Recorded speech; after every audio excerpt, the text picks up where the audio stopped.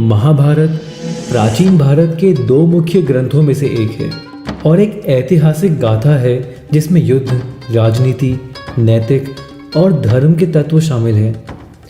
ये विश्व का सबसे लंबा ऐतिहासिक ग्रंथ है। आइए जानते हैं महाभारत के 10 बाहुबलियों के बारे में। घटोत्कच। घटोत्कच भीम और राक्षसी हिडिंबा के पुत्र थे। अब क्योंकि घटोत्कच आधे राक्षस और आधे इंसान थे, उनके पास कई शक्तियां थी। वो राक्षसी हिडिंबा के बेटे थे, इसीलिए वो उड़ सकते थे और राक्षसों की सारी शक्तियां उनके पास थी। और क्योंकि वो एक क्षत्रिय के भी पुत्र थे, तो उनमें भीम का ज्ञान और शारीरिक शक्तियां थी। घटोत्कच कई दैवीय शक्तियों के मालिक थे, जैसे कि वो अपना आकार मनचाहा बदल सकते थे, जिसकी वजह से बड़े बड़े योद्धा भी उनके सामने आने से घबराते थे। उनकी ताकत का अंदाजा इस बात से लगाया जा सकता है कि उन्होंने कौरवों की लगभग पूरी सेना को एक रात में ही हरा दिया था।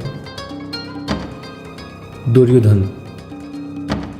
दुर्योधन कौरवों में सबसे बड़े भाई थे और एक बहुत बड़े योद्धा भी थे, जिनको गदा चलाने की कला में महारत हासिल थी।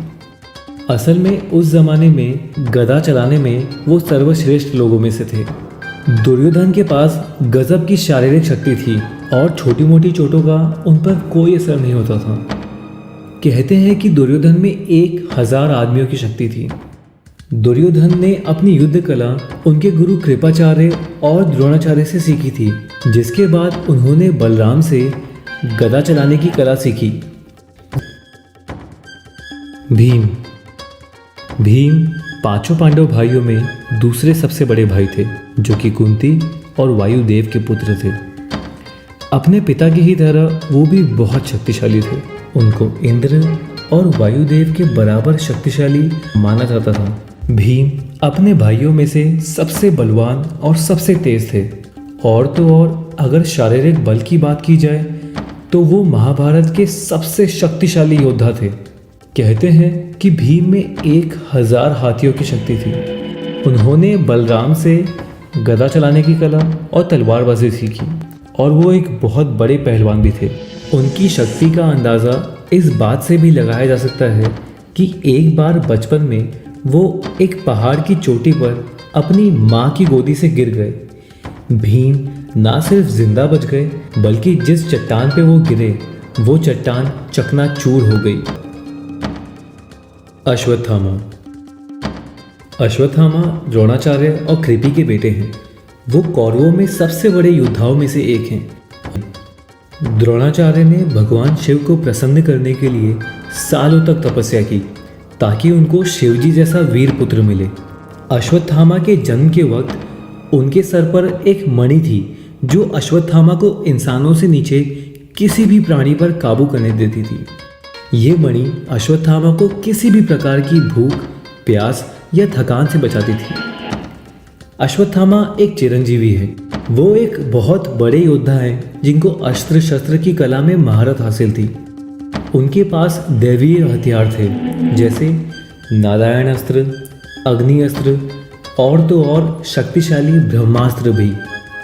भीष्म ने यह कहा था कि अश्वत्थामा को जब गुस्सा आता है तब युद्ध में उनसे लड़ना नामुमकिन है, क्योंकि वो शिवजी जैसा रौद्र रूप ले लेते हैं।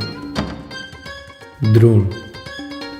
द्रोण अश्वत्थामा के पिता थे और वो कौरवों और पांडवों के शाही गुरु भी थे। वो युद्ध कला के गुरु थे। उन्होंने अर्जुन और कर्ण को तीरंदाजी यानी तीर धनुष चलाना सिखाया था। दुर्योधन और भीम को भी गदा चलाना उन्होंने ही सिखाया था। भीष्म और कर्ण की तरह ही द्रोण भी भगवान परशुराम के शिष्य थे। द्रोण अपने वादे की वजह से कौरवों की तरफ से महाभारत के युद्ध में लड़े। वो बहुत ज्ञानी थे और महाभारत में सबसे बड़े रणनीति बनाने वालों में से एक थे। अर्जुन। अर्जुन इंद्रदेव के बेटे थे। वो पांडव भाइयों में तीसरे पांडव और सबसे महान तीरंदाज थे। गुरु द्रोण ने अर्जुन को शिक्षा दी, लेकिन बाद में युद्ध कला में वो अपने गुरु से भी आगे निकल गए। अर्जुन महाभारत के सबसे शक्तिशाली योद्धाओं में से थे और तो और उनको हर तरह के दैवीय शस्त्रों का ज्ञान था। अर्जुन के पास ब्रह्मास्त्र, पशुपात अस्त्र, प्रजापति अस्त्र और ऐसे कई अस्त्र थे, लेकिन अर्जुन ने एक बार भी इनको महाभारत में इस्तेमाल नहीं किया। अर्जुन ने पशुपात अस्त्र पाने के लिए कड़ी तपस्या की, वो भी अपने पैरों के अंगूठे पर खड़े होकर। अर्जुन ने महाभारत युद्ध में कौरव सेना के कई योद्धाओं को मारा, जिसमें महान योद्धा भीष्म और कर्ण भी शामिल थे। कर्ण सूर्यदेव और कुंती के पुत्र थे। वो पांडवों में सबसे बड़े भाई थे। दुर्योधन से अपनी दोस्ती की वजह से उन्होंने महाभारत में उनके साथ कौरवों की तरफ से लड़ाई की। उन्होंने अपनी शिक्षा भगवान परशुराम से ली थी। कर्ण एक कवच और कुंडल के साथ पैदा हुए थे, जो कि उनके पिता ने उनको तोहफे में दिया था। ये कवच और कुंडल कर्ण को किसी भी प्रकार के अस्त्र शस्त्र से बचा सकते थे। कर्ण ने भीष्म को वचन दिया था कि जब तक भीष्म युद्ध के मैदान में हैं, वो नहीं लड़ेंगे। वो कुरुक्षेत्र में भीष्म के पराजय होने के बाद ही आए। अर्जुन की तरह ही कर्ण को भी धनुष बाण की कला में महारत हासिल थी।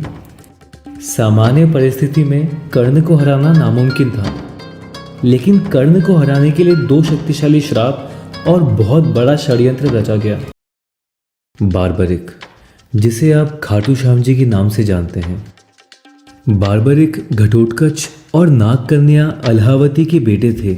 वो एक कुशल योद्धा थे जिन्होंने युद्ध कला अपनी माँ से सीखी। बार्बरिक भीम के पोते थे।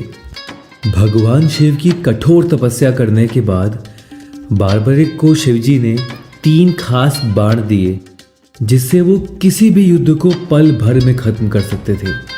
बार्बरिक को अग्निदेव से एक खास धनुष भी मिला था।